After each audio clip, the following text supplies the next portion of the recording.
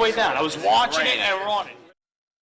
One eyewitness was standing among a crowd of people on Church Street, 2.5 blocks from the South Tower, when he saw a number of brief light sources being emitted from inside the building between floors 10 and 15. He saw about 6 of these flashes, accompanied by a crackling sound before the tower collapsed. You heard a big explosion before the building fell? I saw it as it was happening, and it sounded as if you had 100 of those little black cat firecrackers and you lit them all off at once. That's what it sounded like. It sounded like the finale of the 4th of July over the East River.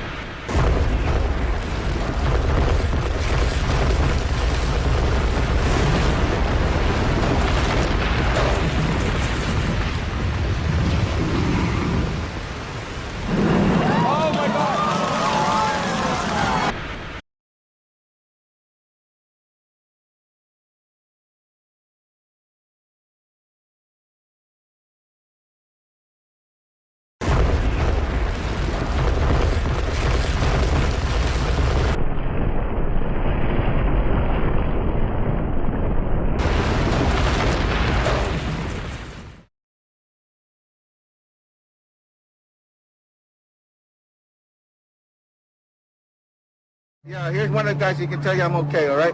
Here, hold on. You want to call your mother or something? You're not supposed to be right now. You got to get back something. You know that. You got to get back. All right? I know. The 4-1 should have taken a couple of companies that they were leaving back to assist whoever stuck on the tunnel.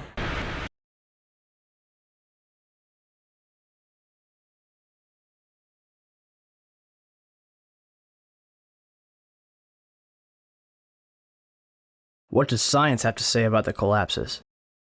The collapse of the World Trade Center was picked up by Columbia University's observatory in Palisades, New York. The South Tower registered as a 2.1 earthquake. The North Tower registered as a 2.3 earthquake. Won Young Kim told Chris Bolin that their seismographs pick up underground explosions from a quarry 20 miles away. These blasts are caused by 80,000 pounds of ammonium nitrate and cause local earthquakes between magnitude 1 and 2. The 1993 bombing of the World Trade Center did not even register because it was not coupled to the ground. During the collapse, most of the energy of the falling debris was absorbed by the towers and the neighboring structures, converting them into rubble and dust or causing other damage, but not causing significant ground shaking. 47 huge steel columns going up the core. They're interconnected. How do you get them to fail simultaneously so the core disappears? It looks like those core columns were cut. The way we do this is by cutting the beam at an angle.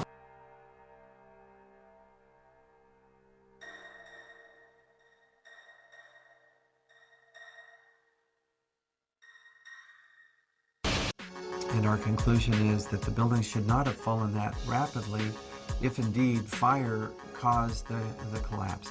And in fact, there's one mechanical engineer, Gordon Ross, in the Journal of 911 Studies, who's done a thorough analysis based on conservation of momentum.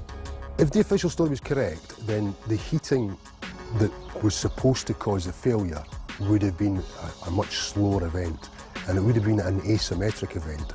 For the tower to collapse straight down onto itself flies in the face of what we know about steel and how steel behaves. When we have a failure in one area, then the failures tend to continue within that area, and you'd see an asymmetric collapse, possibly the upper section falling off as it twisting away from the tower and falling off. But it's very unusual to see the upper section falling straight through the path of the greatest resistance, which was straight down through the middle of the tower. It just does not add up. Steel beams, weighing up to 200,000 pounds, were thrown laterally, up to 500 feet. A cross-section from the World Trade Center, weighing approximately 300 tons, was embedded in the southeastern corner of the American Express building. This piece would have had to travel at least 390 feet, maintaining enough kinetic energy to embed itself in the corner of the building. What we should have seen in the debris pile was a pyramidal shape. If it had been a gravity-driven collapse, we would have seen a roughly pyramidal shape or a conic shape. What we actually did see was a massive ejection of dust and debris and large sections of steel from well away from the towers, tens of metres away from the towers. That's hard it's hard to see a reason for that within a gravity-driven collapse. Do you still think the jet fuel brought down the World Trade Center? In all the videos of the collapses, explosions can be seen bursting from the building 20 to 30 stories below the demolition wave. Here,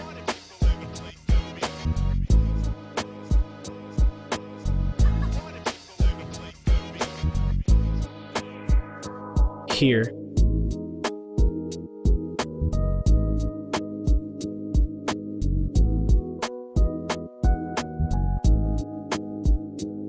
here,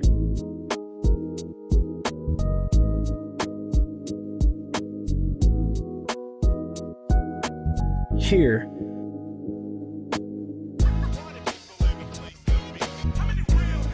here,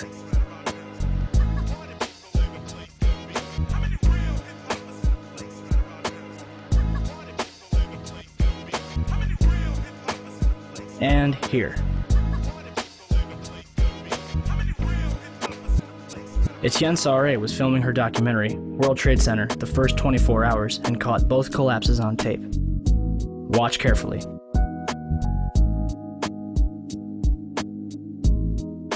The tripod shakes 12 seconds before the North Tower begins collapsing. And something is knocked off the right-hand side of the building.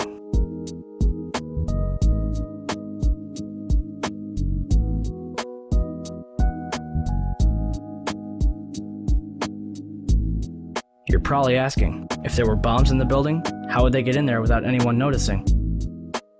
Ben Fountain, a financial analyst who worked in the World Trade Center, told People magazine that in the weeks before 9/11, there were a number of unannounced and unusual drills where sections of both the Twin Towers and Building 7 were evacuated for security reasons. Daria Cord, a guard in the North Tower, told Newsday that security detail was working 12-hour shifts for 2 weeks before 9/11, but on Thursday the 6th, bomb-sniffing dogs were abruptly removed from the building. So who authorized all this? President Bush's brother, Marvin, was board of directors at Securicom from 1993 until fiscal year 2000. Securicom, now known as Stratasec, is an electronic security company backed by Kuwait American Corporation, which provided security for United Airlines, Dulles International Airport, and from the early 1990s up to the day of 9/11, the World Trade Center. Marvin is also the former director at HCC Insurance Holdings, which insured parts of the World Trade Center on 9/11. More information on this was supposed to be disclosed and never was. To date, the SEC has not revealed what they have learned. If only we could examine the debris from the World Trade Center and figure out what happened. Unfortunately, Mayor Giuliani began shipping the remains